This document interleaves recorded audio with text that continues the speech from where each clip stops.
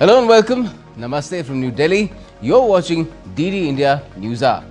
I'm Gautam Roy, and coming up in the next 1 hour. Prime Minister Narendra Modi chairs high-level meeting at his residence following stoppage of firing between India and Pakistan.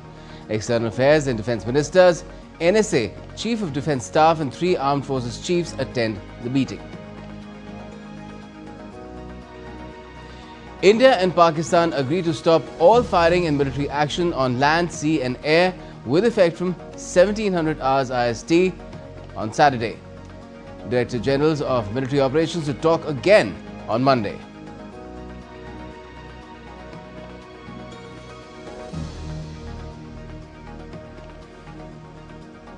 India dismisses Pakistan's misinformation.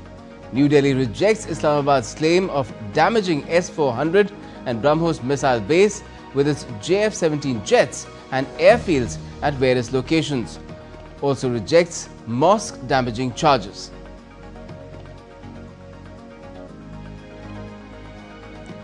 And India's External Affairs Minister says the country has consistently maintained a firm and uncompromising stance against terrorism in all its forms and manifestations and will continue to do so.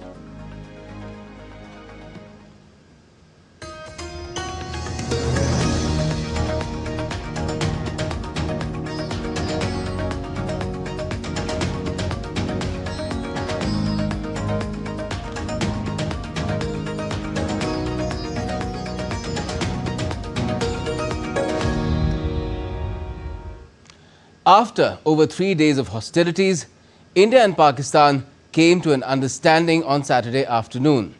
They decided to stop all military action effective from 5 p.m. Indian Standard Time, which ensued after India's action against 9 terror haunts in Pakistan and Pakistan-occupied Jammu and Kashmir following the Islamabad-sponsored terror attack in J&K's Pahalgam.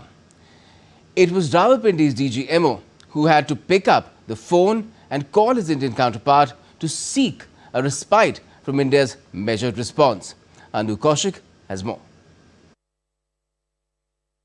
India and Pakistan have agreed to stop all firing after Pakistan's Director General of Military Operations initiated a call to his Indian counterpart on Monday afternoon. The statement said, and I quote, "The Director General of Military Operations of Pakistan called the Director General of Military Operations of India at 15:30 hours IST earlier today. It was agreed between them that both sides would stop all firing and military action on land and in the air and sea with effect from 1700 hours Indian Standard Time today. Instructions have been given on both sides to give effect to the understanding. The Director General of Military Operations will talk again on the 12th of May at 1200 hours. The Director General of Military Operations of Pakistan called the Director General of Military Operations of India at 15:35 hours earlier this afternoon.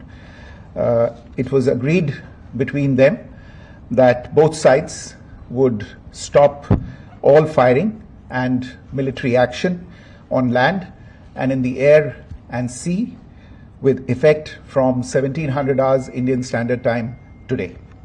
Instructions have been given on both sides to give effect to this understanding.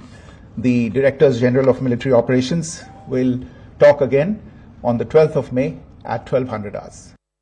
India has also been dismantling Pakistani misinformation circulating online. Several attempts were made by Pakistan on spreading a misinformation campaign, as we have seen for the last few days.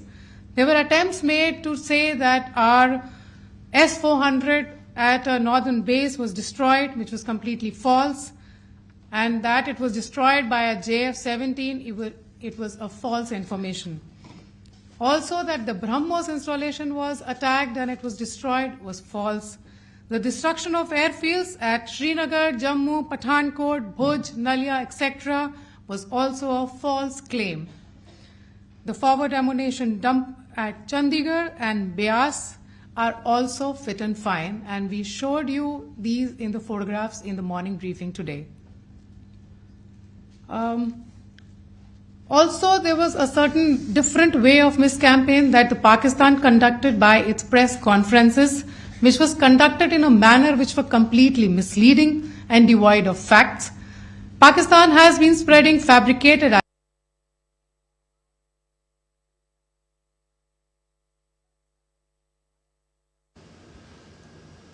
Well, we'll try and bring that full report to you in a bit from now, but let me first go across to my colleague Jessica Taneja on this.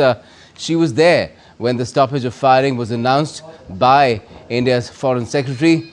Well, hi, Jessica. Break down the stoppage of firing and military action understanding reached between India and Pakistan at the behest of Rawalpindi.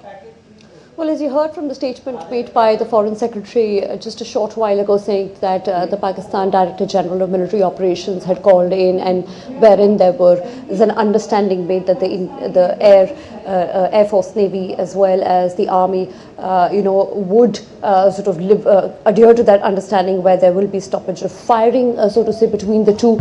That we have seen for so long, for some time now, along the line of control and other parts where Pakistan military has been targeting not just air bases but also a lot of cities that have been on high alert for so far. But what we're given to understand in that briefing as well, Gautam, was the fact that there have been various claims, of course, doing the rounds. You've seen what the United States Secretary of State Marco Rubio had put out, including United States President Donald Trump. And if you speak with the Indian authorities here, and sources of course tell us that there was no third party involved.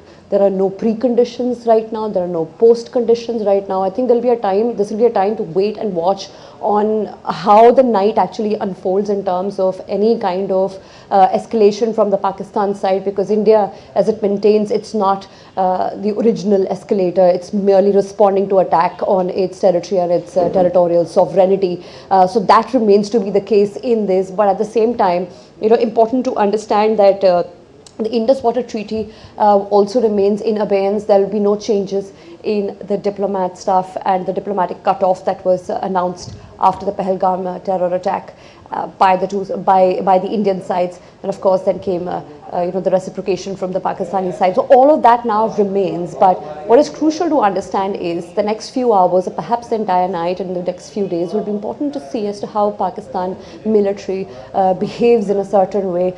Does it try and test the strategic resolve of India? Then yes, there will be a response, because this is strike number 3, and patience wearing thin for India at this point.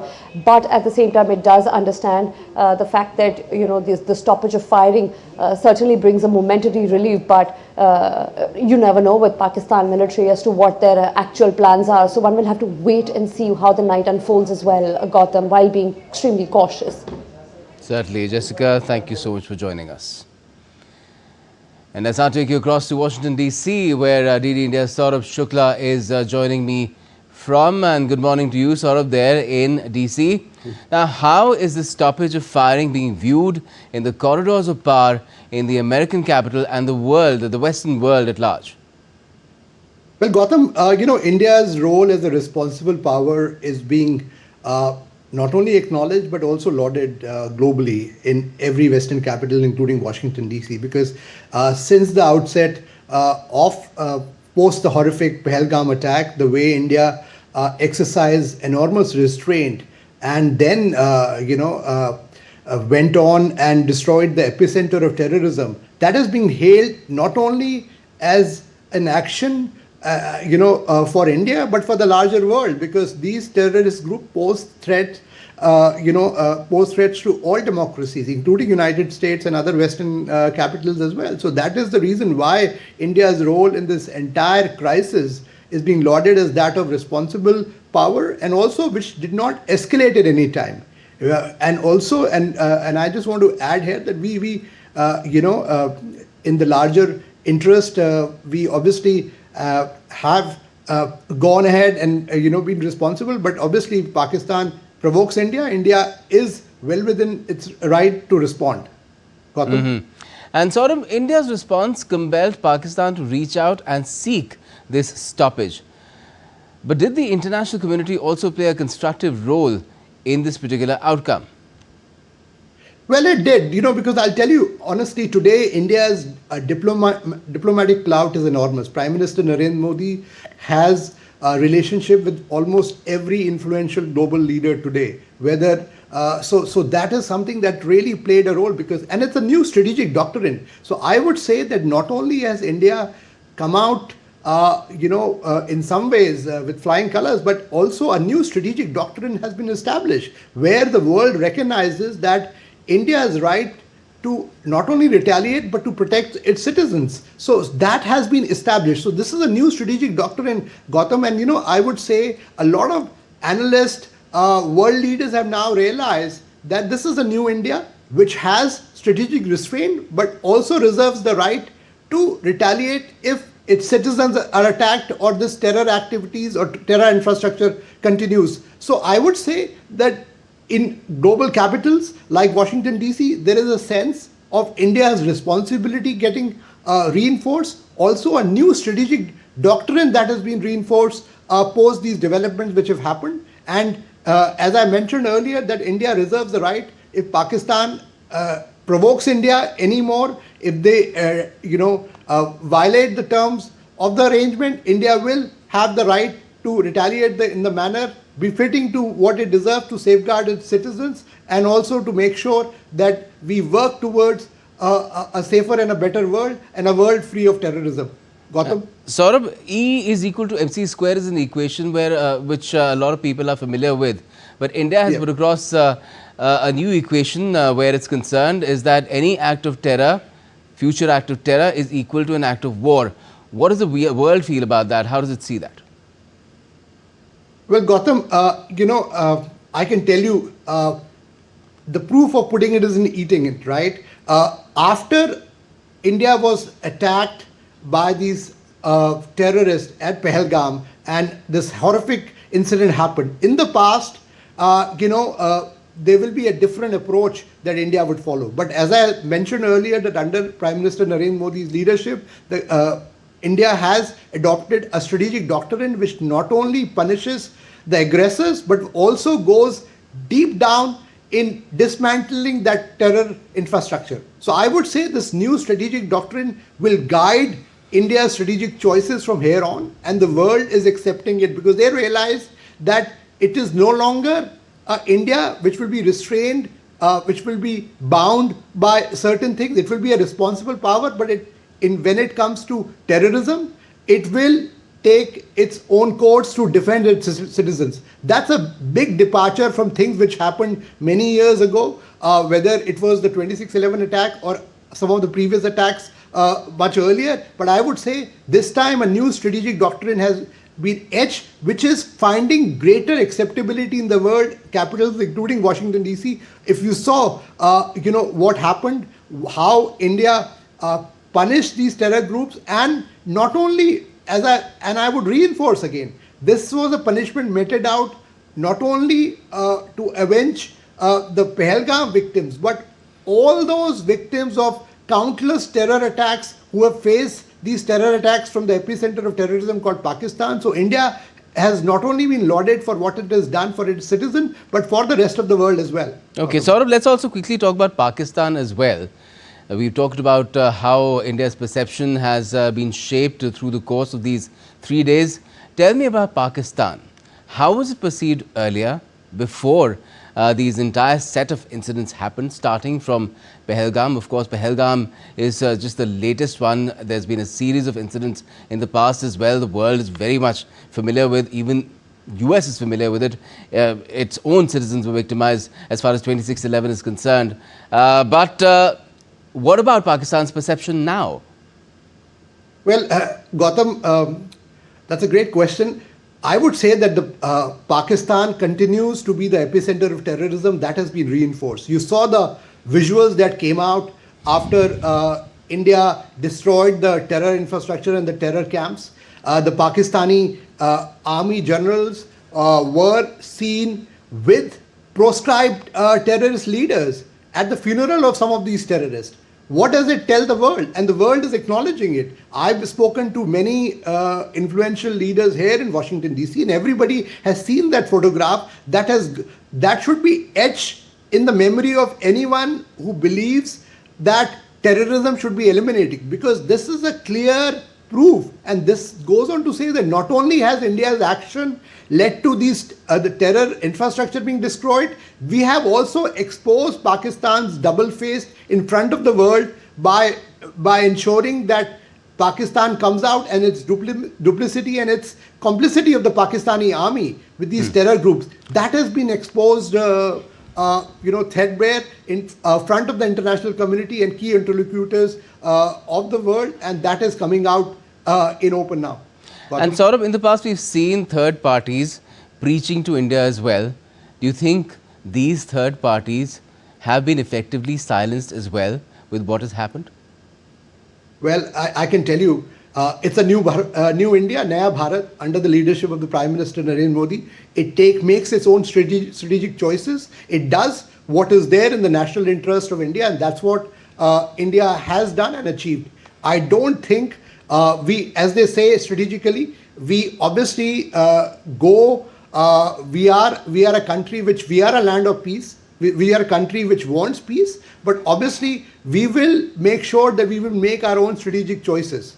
We have friends all over. As I mentioned, Prime Minister Narendra Modi today enjoys friendship with many influential global leaders, but we will make our own strategic choices. And in this current standoff also, it is India's decision that we have made, and India will continue to make sure that if there are any further terror attacks, if there is any violation of this arrangement, India will respond with its full might. That's the understanding that I'm getting, and I think there's a recognition of that position, Gautam. Saurabh Shukla, thank you so much for joining us from Washington, D.C. Thank you. Thank you. Let me now also take you back to home, where we saw a lot of action unfolding in one part of the country, which is in the west, Rajasthan. We're joined by DD India's Lakshya Arar from Jaisalmer, which is again an area very close, right on the international border. In fact, Lakshya, tell us about the situation now. It's been over 4 hours that the stoppage of firing and military action has been enforced between India and Pakistan.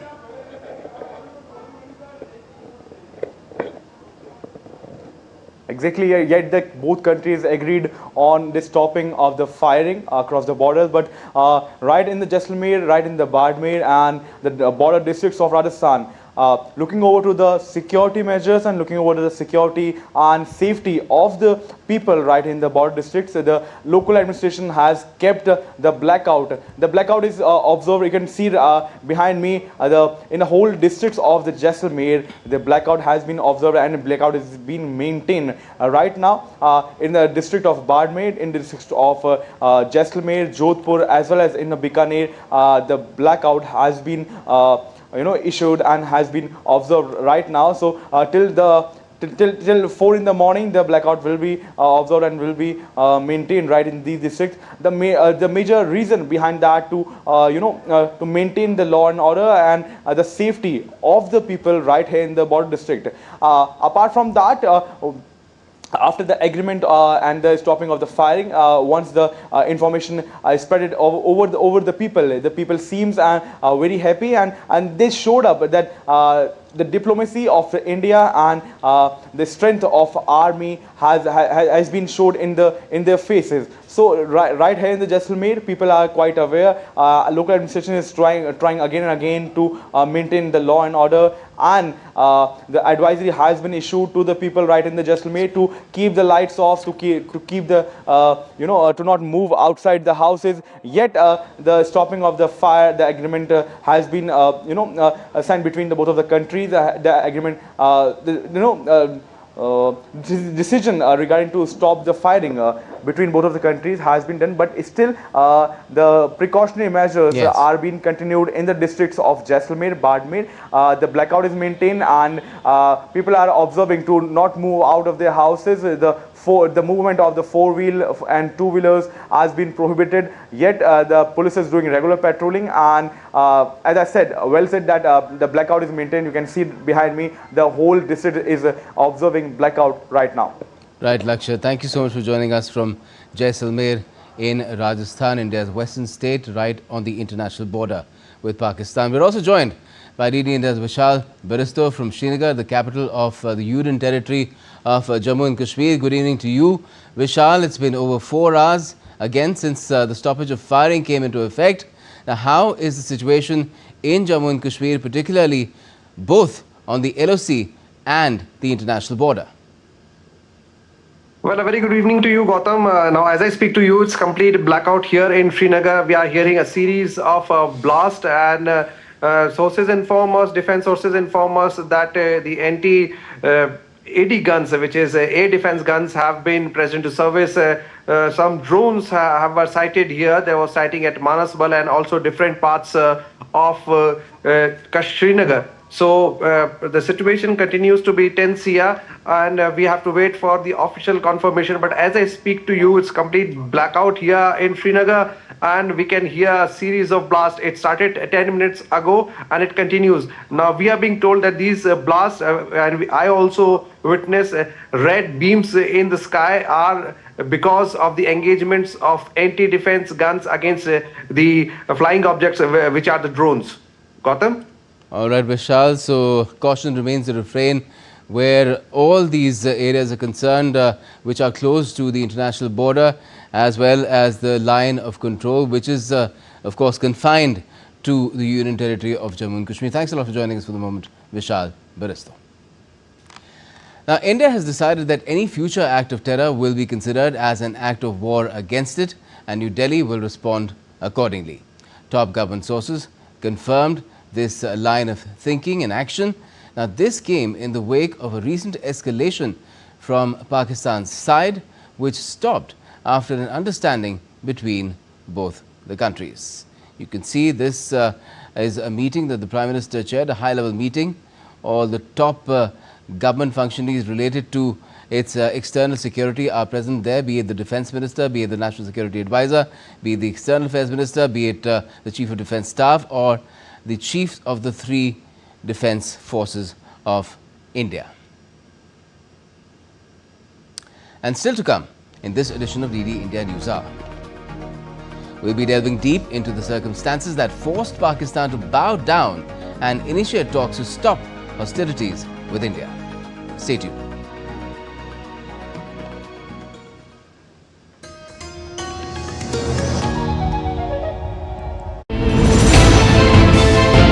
Geopolitics and trade deals. Economic challenges amid development.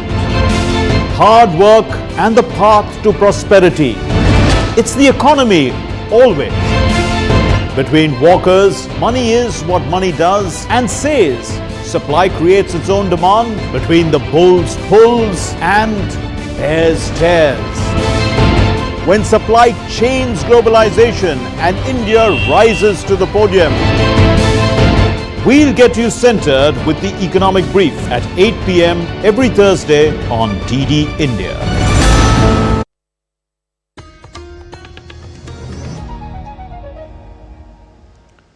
Welcome back. You're watching the latest on DD India Newshour. I'm Gautam Roy, and we're focusing on how this cessation of firing or military action has come about between India and Pakistan after over 3 days of hostilities. It has happened at the initiative of Pakistan because it was seeking respite from the kind of action that India has been taking against that factory, that epicenter of terror that seems to call itself a nation. Now, we're joined by Major General Dr. Bipin Bakshi, retired well-known defense expert, and Professor Sachin Chaturvedi, DG RIS for developing countries and an eminent economist himself. Good evening to you both. First, General Bakshi, if I could come to you and ask you about your first thoughts on what has materialized after the kind of offensive that India mounted, the kind of action, the response that India mounted against Pakistan, the forces which have been targeting us in an asymmetric manner following the Pahalgam terror attack. Yeah, so thank you for having me on the show, and nice to see Dr. Sachin.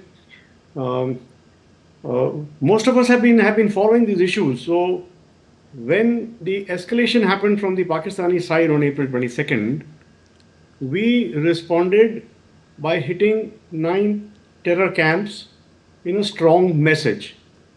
And thereafter, we have all been, following the issues which have been happening. And today, the ceasefire was announced. But as you have just covered a few minutes back on this program, Pakistan has violated the ceasefire in the Kashmir sector. So we are in this peculiar space where we are dealing with a neighbor who is habitual to break accords even before the ink on them have signed, or even probably while they are being drafted. They have been known to run with the hares and hunt with the hounds in the way they were behaving during the Afghanistan action of the US and the other multinational forces. And now we are in a situation where just now we have said there will be no military action and no firing, and they have violated the ceasefire in the Kashmir sector specifically. It has always suited them to restrict the whole issue to Kashmir, whereas we have always said that if you're opening up the conflict, it opens on the entire sector. So we need to be very clear what are we discussing here.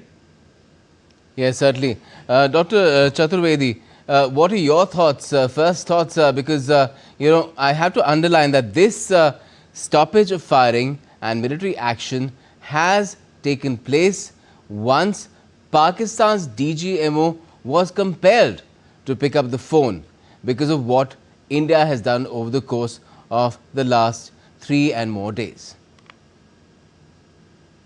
There are 2 or 3 issues which are extremely important, and as General very rightly said, there are dimensions of engagement that we need to see. There are issues which have come up in the way economy is being managed, and also in terms of how the whole dimensions have actually created more confusion than have helped both the reduction in terms of the targets that they had in mind, and also in terms of how the information management is to be done. And that, I think, is an extremely important claim that is there on our side. Yes, certainly. General Bakshi, in terms of how this entire stoppage of firing has come about, what do you make of the way India conducted itself to ensure that Pakistan eventually realized that it cannot sustain itself in the face of the kind of action that India mounted? So if you see, firstly, I will draw a distinction what happened in Uri, what happened in Balakot, and what happened this time. The first time around in Uri, we had ground troops which crossed the LC and hit terror camps. Second time around in 2019, we had our fighter aircraft crossing the LC, crossing the IB and going deep and hitting Balakot. This time around, it was a very measured and a very controlled non-escalatory action, whereas it was a terrorist strike from their side and we hit only the terrorist camps in the round 1. Now, when they have escalated further and tried to hit our military bases, we have again been very, very measured in our response. In round 2, we only hit their radars. Round 3, when they again continued to escalate, it is only then that we have hit their air bases. So we have been very, very calculated, very, very non-escalatory, very, very controlled and very, very precise in our action. Because we are a very responsible nation. But we are facing an adversary, as you would all be aware, which is, moving between the lines, not following what it itself has said. And tonight is a very clear message that while they have agreed that they will not engage in military action, there will be no firing, and here they are firing in Kashmir.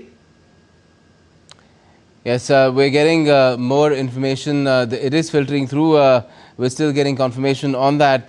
But Professor Chaturvedi, in terms of the way forward now, India had kept that window of 48 hours. That's when the TGMOs will again speak on Monday, because this is a critical period. India has been cautious as well. There's blackout being maintained. People are being still told to be cautious and not be adventurous in any way, venturing out, especially at odd hours. Now, in this scenario, do you feel that India has to keep its pressure on Pakistan to ensure that we do not see what had happened in Pahalgam being repeated? See, Gautam, there are 3 points which are extremely important. First and foremost, we saw the statement that the G7 countries issued. We heard about the conversations that were there with the US. So I think the ball is squarely in Pakistan's court. The violations that we are seeing across the border, the violations that we are seeing in terms of the timelines and the good faith intentions that India has expressed. And third, and much more important, is on the International Monetary Fund, which has approved the amount of money that has been approved.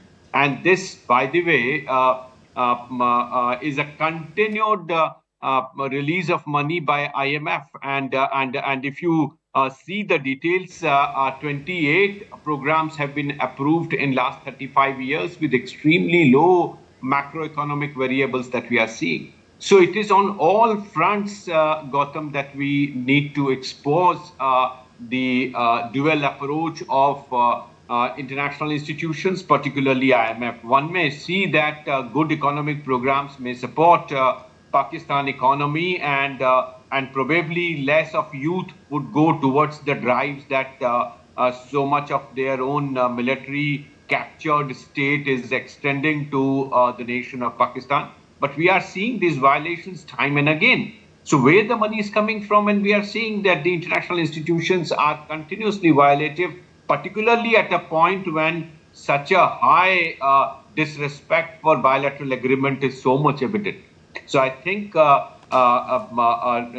o'clock on Monday is not only the deadline for Pakistan, but it should also work as a reminder to International Monetary Fund, which now is de facto adding a state which is directly engaged in terrorism. Before I return to General Bakshi, let me just read out what you had referred to just now, Professor Chaturvedi. Now, the International Monetary Fund on Friday approved a loan releasing $1 billion and approving a new $1.4 billion bailout despite India's objections. India has raised concerns about the IMF giving such loans to Pakistan. Now, India has said Pakistan has a poor record of following IMF rules and may misuse these funds, and we can perhaps see that that is happening. We still to get confirmation on those ceasefire or stoppage of action violations. India also warned that the money could support terrorism across borders. Now, Pakistan has taken loans from the IMF for many years, but has failed to fix its economy. Since 1989, it received money in 28 of the last 35 years. In the last 5 years, there were 4 bailout programs. India said this shows IMF programs in Pakistan are not working. India also said that Pakistan military controls much of the economy, even with a civilian government in power. A UN report in 2021 said military businesses are the biggest in Pakistan. The army now plays a big role in Pakistan's investment council. So, General Bakshi, all this being pointed out to the international community, namely here, in this case, the IMF, now, do you think things will change because of what has happened in terms of how Pakistan has been compelled to reach out to India and seek this stoppage of military action? That is contained in what you just mentioned, that as UN has himself said, that army runs most of the businesses. So for the Pakistan army, it is an existential crisis if they are not in constant conflict with India. The strategy of 1,000 cuts. So this is the way they think. And it's a long haul.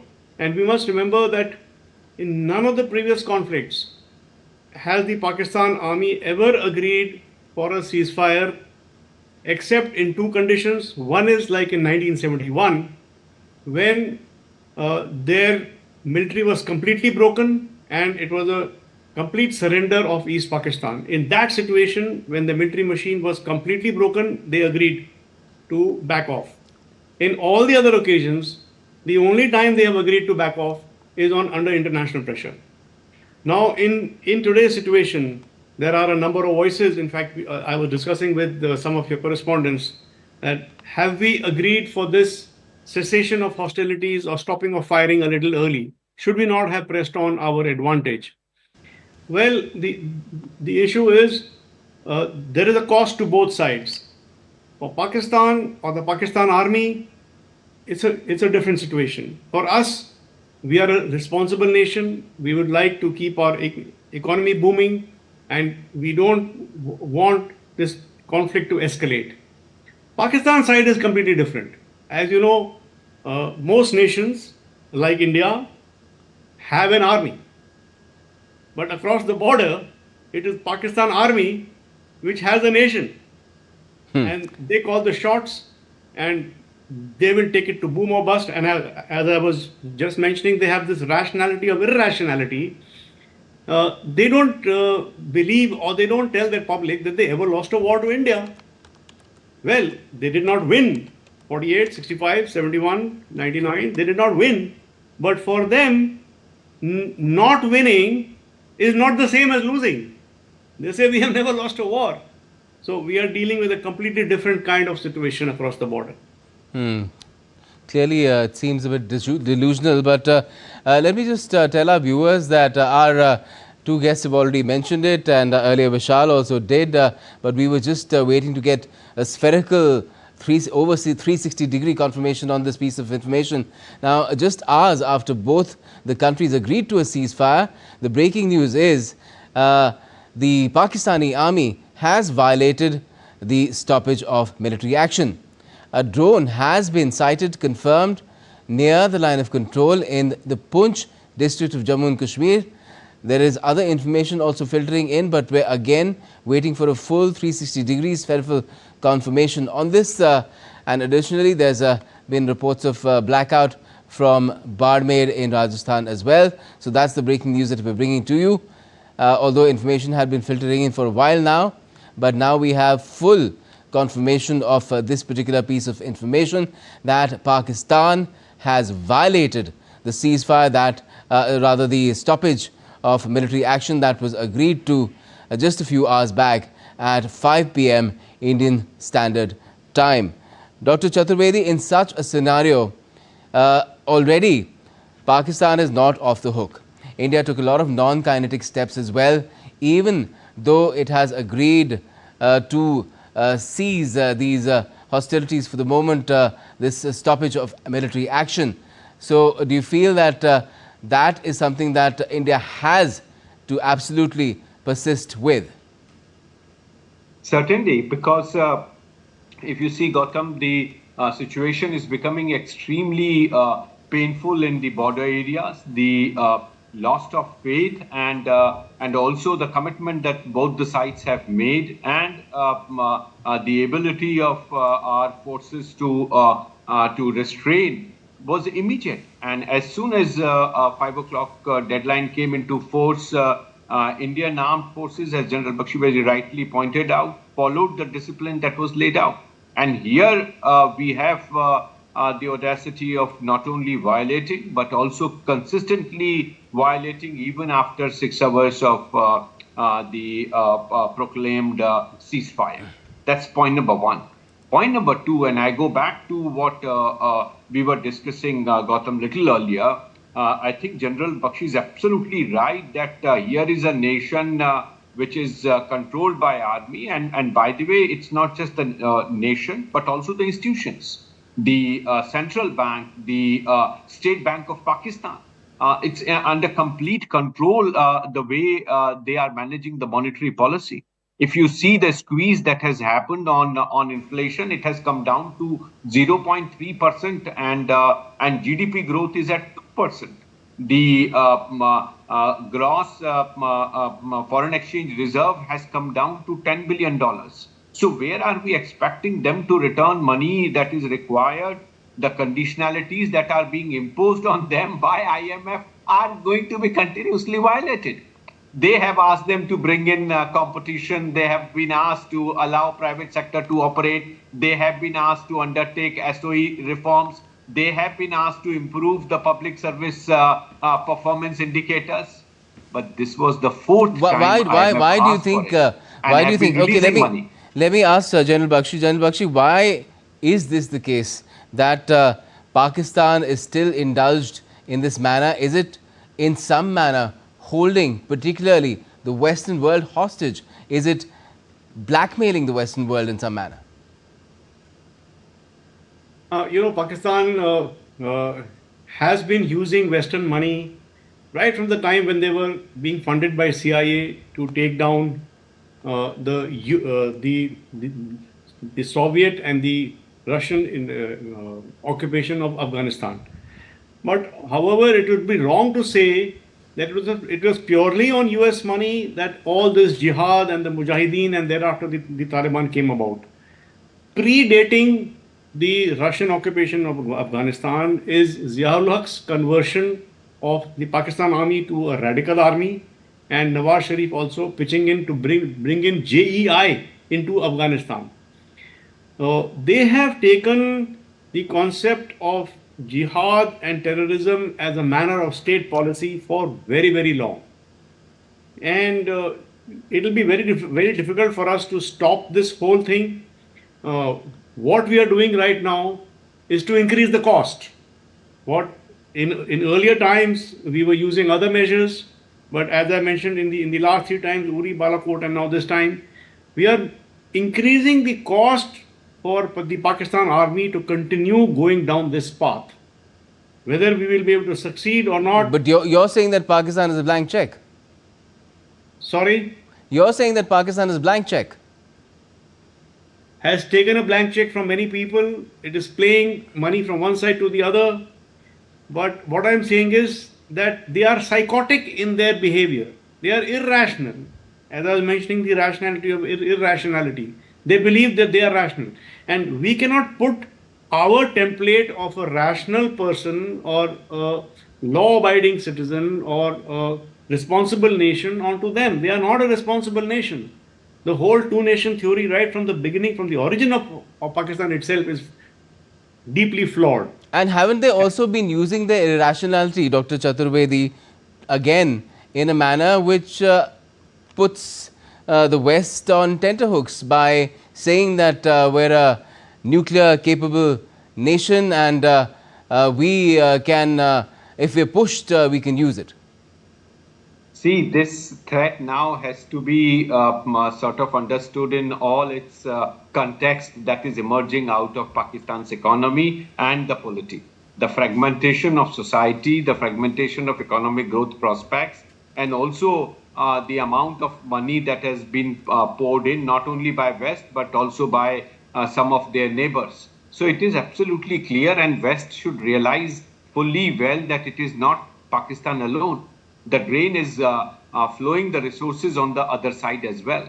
The idea of the corridor that they have envisaged and which is being implemented from the ports that they have further up, they are creating their own challenges and they are creating their own after effects all across. The continued sort of spillover effects of this in Afghanistan are evident. And we are realizing this fact all across, even in their own territories with their own people. So there are issues which West and the institutions which are led by Western countries with United States with 16% votes in IMF, I think they would have to see this through, and time has come for that now. We are seeing it, we are believing that they are seeing, but unfortunately the results do not indicate. And the more we allow this to happen, the more convergence of these forces would happen. And here I clearly mean what is emanating out of Hamas-Israel conflict. We are seeing those interlinkages. Okay, General Bakshi, now the stoppage of military action has been violated by Pakistan. We've established that. We've got 360 degrees verifiable confirmation on it. India has already made it very clear how it will respond. It's a foregone conclusion. It's just a matter of time, isn't it? So again, you see the very fine distinction. We have said that an act of terror will be treated as an act of war. So what are they doing? They're doing only ceasefire violations, that is artillery shelling and drone attacks. So is it an act of terror which they're doing tonight? Isn't sending a drone across a border, be it an official border, unofficial border, de facto border, whatever you might call it, isn't it over areas with civilian populations? Isn't that an act of terror? So that is the fine distinction. They say, no, this is just a routine sortie. We are doing surveillance for conventional means. We are not doing terror. You see, we are dealing with a very, very wily person. And he will draw any kind of, loops within loops to try and cover it up. But yes, on 12th May, we will see this. But then, the whole point of having a cessation of hostilities or whatever term being used, that, it is not a ceasefire. Because when stoppage of firing and military action is the term. Yeah, when you say you have a ceasefire, normally it is accompanied by an agreement, a ceasefire agreement. Now here there has been no agreement. It is just that we will stop firing. Whereas they have not stopped firing across the LC sector or the Kashmir sector, which they see as disputed. So tomorrow they might turn around and say, no, we are firing into our own territory. They can make any kind of statement like this. Right. And the world will just watch, it seems, Dr. Chaturvedi.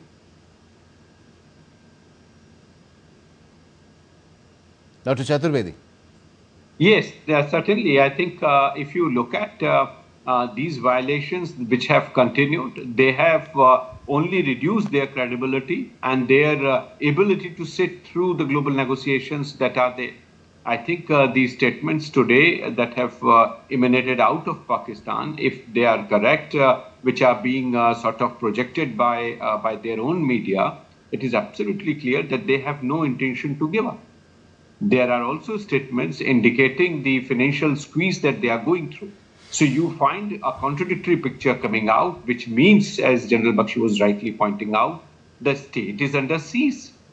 The political leadership, the actions of the army and the consequences of their direction on the border, they are all going in different directions. So they have lost cohesion, they have lost credibility, and they have also lost the political face.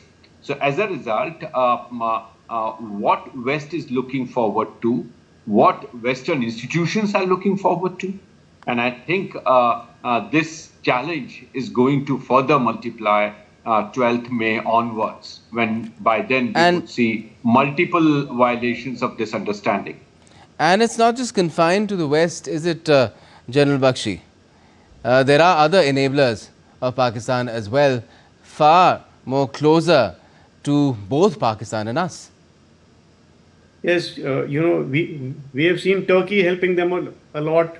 So, there are multiple nations and there are multiple stakeholders in this game. But the question which is going to worry all of us over this weekend is whether we went in for this... we don't worry. We think and act. We don't worry, sir. Our country, our nation, our armed forces think and act.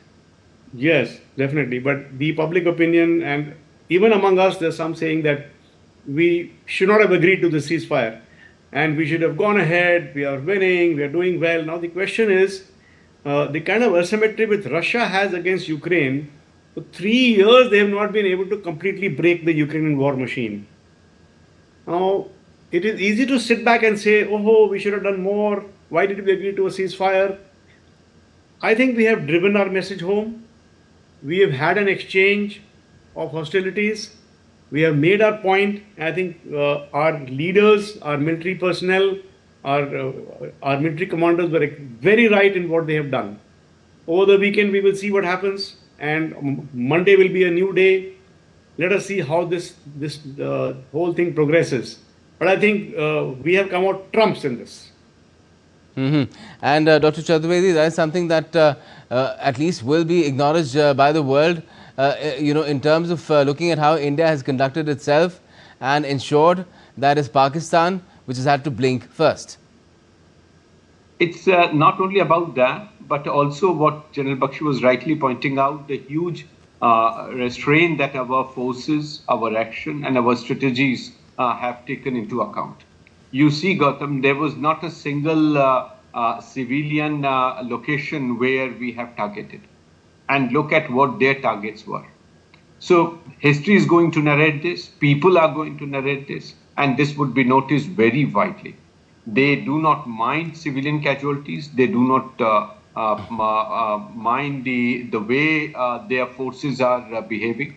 So I think it is important to reflection on not only India's huge restraint that we have exercised, but also in terms of the assertion that was required to make our points clear. And the term that Prime Minister himself has exercised in terms of conveying the messages that were required to be communicated, I think we were absolutely clear. We were clear in our action, we were precise in our action, but no anger against the people of Pakistan. It is the army which has taken control of state and of space that political leadership should have enjoyed otherwise. And this is where Pakistan and India are two different entities altogether.